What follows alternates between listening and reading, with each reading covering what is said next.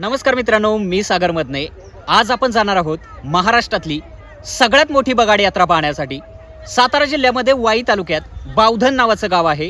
या गावाची बगाड यात्रा संपूर्ण महाराष्ट्रात प्रसिद्ध आहे। खरं तर बगाड म्हणजे नवस फेडणं। नवस फेडण्याच्या वेगवेगळ्या परंपरा पूर्वापारपासून महाराष्ट्रात चालत आलेल्या आहेत, पण वाईच्या बावधनच्या बगाडाची परंपरा ही छत्रपती शिवाजी महाराजांच्या काळापासून चालू आहे। तर वाईमधल्या बावधनची ही बगाड परंपरा किंवा ही बगाड यात्रा नेमकी कशी असते ना, हेच आपण या व्हिडिओमधून पाहणार आहोत। दरवर्षी रंगपंचमीला बावधनची मुख्य बगाड यात्रा असते। होळी पौर्णिमेपासून या बगाड यात्रेची सुरुवात होते। छत्रपती शिवाजी महाराजांच्या काळापासून या बगाडाची परंपरा आजही चालत आली आहे।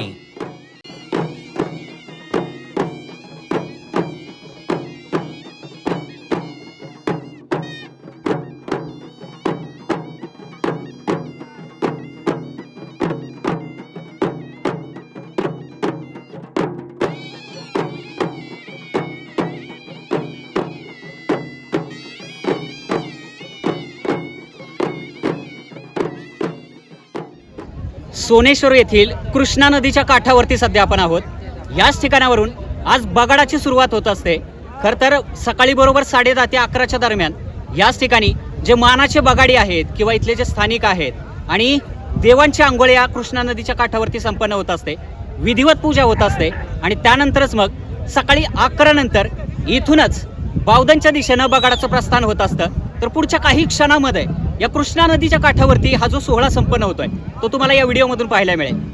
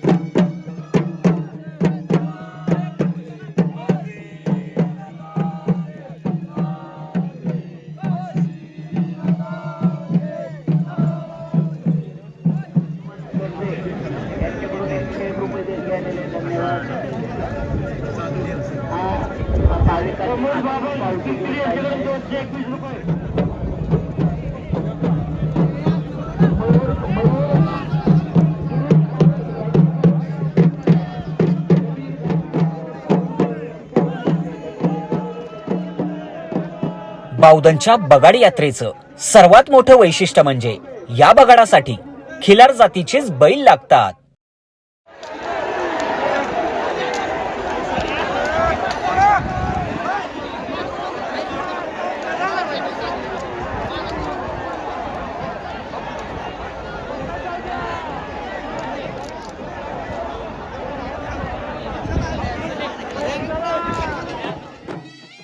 बगाड म्हणजे दगडी चाका असलेला 20 ते 25 फूट उंच रथ।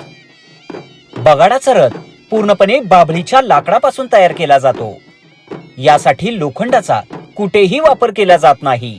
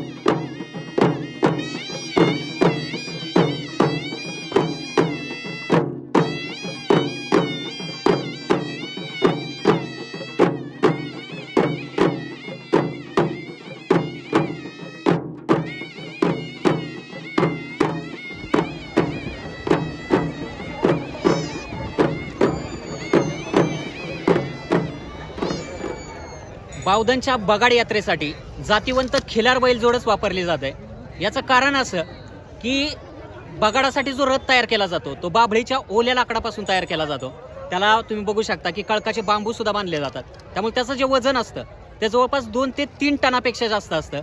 आणि ते वजन जर ओढायचं असेल, एवढा वजनदार रथ जर ओढायचा असेल ना, तर जातीवंत आणि गावरान खिलार बैलांशिवाय पर्याय नसतो. आणि म्हणूनच बावधनच्या घराघरामध्ये एक तरी खिलार बैलजोड ही पाळली जाते. आणि या सोहळ्यामध्ये बावधनच्या यात्रेमध्ये ज्या बैलजोडी आहेत त्या प्रत्येक बैलजोडीला हा रथ ओढण्याचा मान मिळत असतो. तुम्ही बघू शकता अशी अतिशय धिप्पाड बैलजोडी आपल्याला हा रथ ओढताना या सगळ्या मार्गावरती पाहायला मिळते.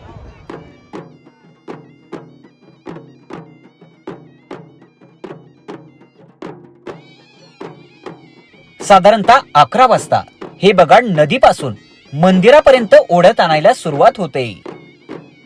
नदीपासून गावात आणेपर्यंतचा बगाडाचा मार्ग हा 75% शेतामधून आणि 25% डांबरी रोडना असतो. त्यामुळे प्रत्येकाला वाटतं आपल्या शेताला बगाडाचा पाय लागावा. कारण ज्या ज्या शेतामधून बगाड नेला जातो त्या त्या शेतात पीक जोमात येतं अशी इथल्या गावकऱ्यांची श्रद्धा आहे. बावधनच्या या प्रसिद्ध बगाड यात्रेला दरवर्षी लाखाच्या वर भाविक दर्शनासाठी येतात. जातपात सगळं विसरून हे भाविक काशीनाथांच्या नावानं चांग भलं म्हणत भक्तिसागरात न्हावून निघतात.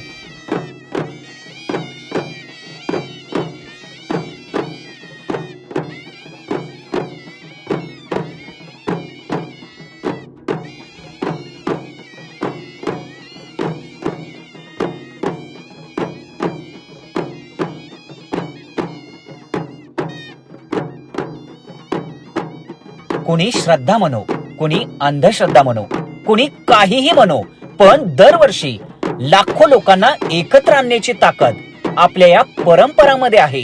हेच बावधनची ही बगाड यात्रा दाखवून देते.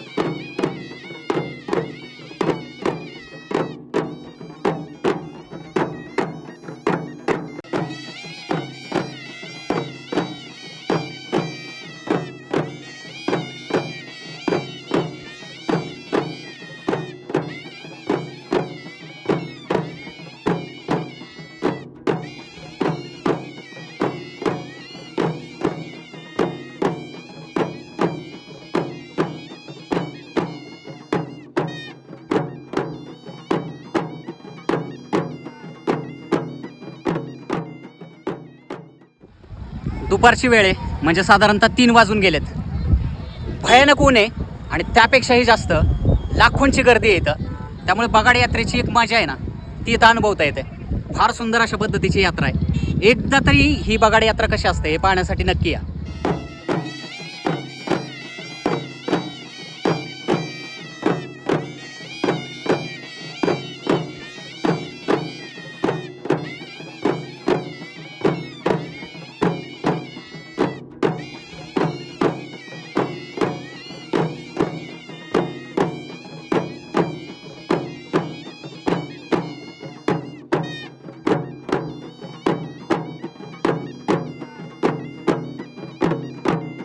तर मंडळी, बावधनच्या बगाड यात्रेचा हा व्हिडिओ तुम्हाला कसा वाटला कमेंट करून नक्की आम्हाला सांगा.